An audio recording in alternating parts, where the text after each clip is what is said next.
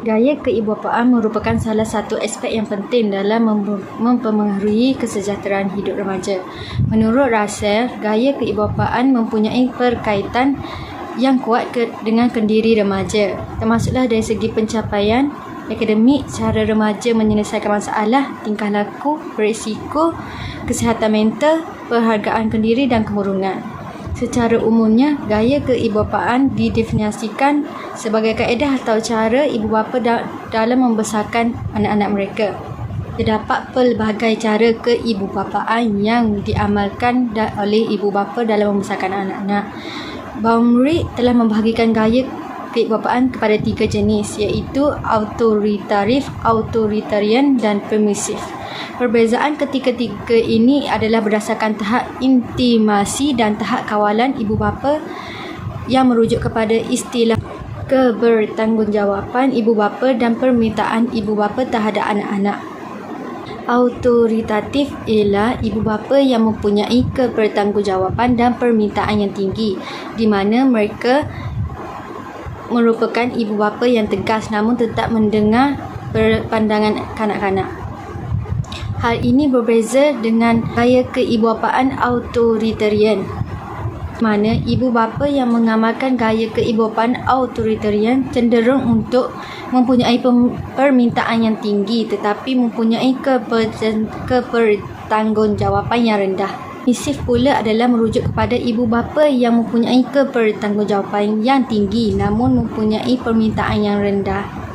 Assalamualaikum. Nama saya Wan Rini Natasha binti Wan Rosline. Nombor ID saya KBJ2008106339. Saya dari Seksyen 11. Saya akan menerangkan tentang slide pendahuluan iaitu kemurungan merujuk kepada beberapa keadaan di mana individu akan berasa sedih, putus asa, berduka cita, tidak bersemangat serta berasa sayu. Selain daripada itu juga, menurut Heliganto dan Stanley, kemurungan yang berlaku dalam diri individu ini akan menyebabkan berlakunya perubahan dari aspek kognitif. Di samping itu juga, perubahan yang berlaku ini melibatkan gejala somatik, iaitu mereka yang mengalaminya akan mengalami sakit kepala, cepat marah, tegang dan letih.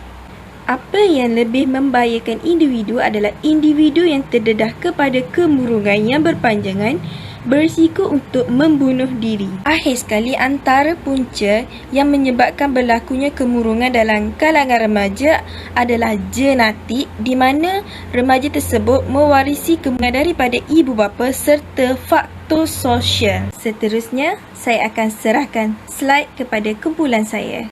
Assalamualaikum warahmatullahi wabarakatuh. Nama saya Wan Nur Syafiqah Hani binti Wan Imran. Nombor ID KBJ2008106335. Nama saya Nur Anissa binti Muhammad Zamri, KBJ2008108337. Kami dari Seksyen 11. Kami ingin membentangkan isu-isu semasa. Yang pertama, gaya keibubapaan authoritarian dan permisif. Gaya keibubapaan permisif mempunyai hubungan yang positif, manakala gaya keibubapaan autoritatif mempunyai hubungan yang negatif. Oleh itu, ibu bapa perlu mengamalkan gaya keibubapaan yang terbaik bagi memastikan kesejahteraan hidup remaja terjamin. Seterusnya, isu yang kedua pula ialah ciri-ciri kemesraan, menerima dan memberi autonomi.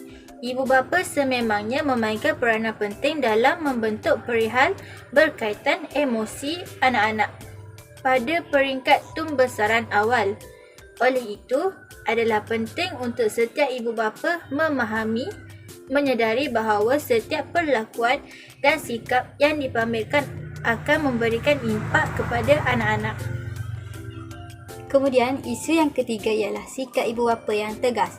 Hal ini akan mengakibatkan kesejahteraan psikososial anak-anak terganggu. Contohnya, di sekolah mereka akan dibuli oleh rakan sekelas dan diejek. Sikap ibu bapa yang terlalu mengongkong ini akan menyebabkan keperluan psikososial anak-anak seperti keinginan untuk bebas, berkawan dan sebagainya. Yang terakhir sekali ialah ibu bapa mestilah tenang menghadapi masalah. Ibu bapa sewajarnya hindari anak-anak apabila bertengkar. Hal ini akan mengakibatkan anak-anak akan menjadi mangsa. Contohnya, anak-anak akan merasa tidak selesa, didera dan emosi terganggu. Nama saya Nur Alia Azra binti Ali, nombor PTM KBJ 2008-10833. Saya dari Seksyen 11. Kumpulannya, gaya keibubapaan merupakan satu aspek yang sangat penting untuk mempengaruhi kesejahteraan psikologi remaja. Hanya yang demikian, ibu bapa seharusnya memilih gaya keibubapaan yang terbaik bagi memastikan remaja dapat menjalani kehidupan dengan baik. Ibu bapa juga akan perlu menekankan elemen kasih sayang dan juga kawalan yang seimbang dalam gaya keibubapaan otoritatif untuk dilihat mampu meningkatkan kecerdasan emosi remaja. Dimensi tingkah laku keibubapaan yang berunsur sokongan dan penglibatan didapati berhubung secara positif dengan penghargaan ke diri remaja, kerana dimensi-dimensi ini dapat memberi tanda saran kepada remaja berkenaan nilai yang ada pada dirinya dan kepentingan dalam hidup ibu bapa. Dan yang akhir sekali, pihak sekolah perlulah melibatkan ibu bapa secara aktif dalam mana-mana program yang dianjurkan oleh pihak sekolah untuk membantu dalam pembentukan kecerdasan emosi yang lebih optimal. Sekian, terima kasih.